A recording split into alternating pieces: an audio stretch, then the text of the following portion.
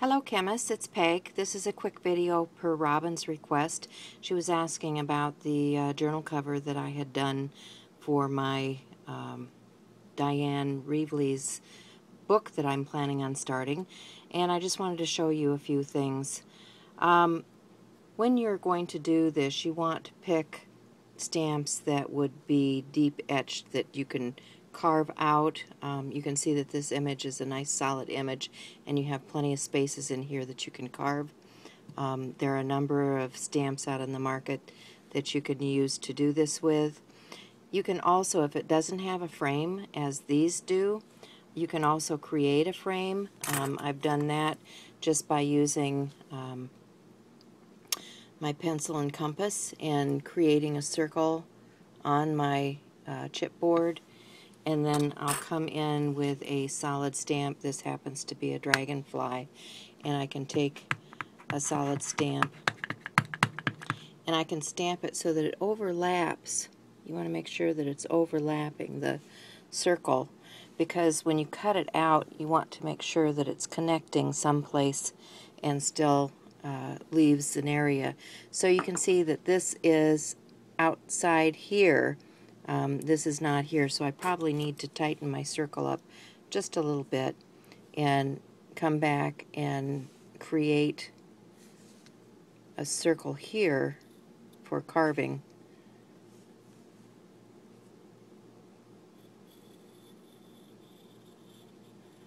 That keeps the wing inside. Now you can see that the wing is truly inside.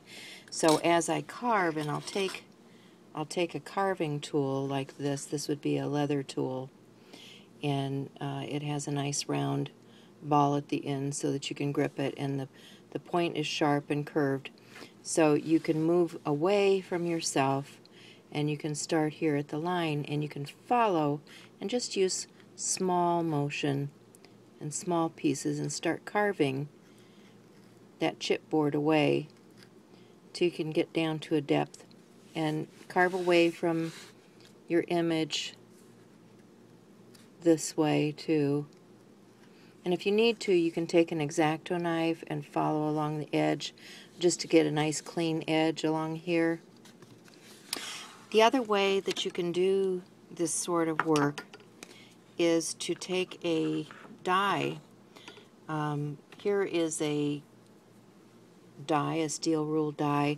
You can see that it has both the cat and the moon, and the only thing that I really want off of this is the cat, not the moon. So in order to do that, when you're running it through your die cut machine, what you'll want to do is place your paper so that it only covers the cat, and then place your plastic on top of that. And as you run it through, then don't cut this portion of the die that has the moon on it. So what you end up with is this cover that has a cat cut out. And then what I would do is, I usually have several layers because one layer of chipboard is not enough. So I'll take a couple layers like this. These I've been weighting. You see I have a heavy weight on here. This is my block that I do my hammering on, and I have glued the layers together, and you can do 2, 3, 4 different layers to get the thickness of chipboard that you need. For this one, I have just run it through the Xyron. I also like to use the Yoo-hoo or collage sticks to glue those together with. So, but for purposes of demonstration here, I'm just going to do this.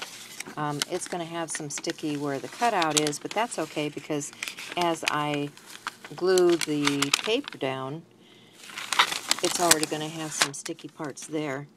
So I'm going to take this board and glue it carefully. Line it up here to the other piece. And you can see now have a surface where it's cut out and raised. So now as I apply paper over this, it's going to give that dimensional look. So now I've changed my work surface. I have a little bit of wax paper under my surface because the gluing part can get messy. I'm using a little Perfect Paper adhesive. This is from US Art Quest, just to adhere things to the surface. And you notice I went back and I glued the eyes into the cat to give it a little more dimension. So I'm getting a good coating of adhesive on here because we're going to want to come back and make sure we have good contact all over this. So I'm just taking my brush and spreading adhesive all over the surface.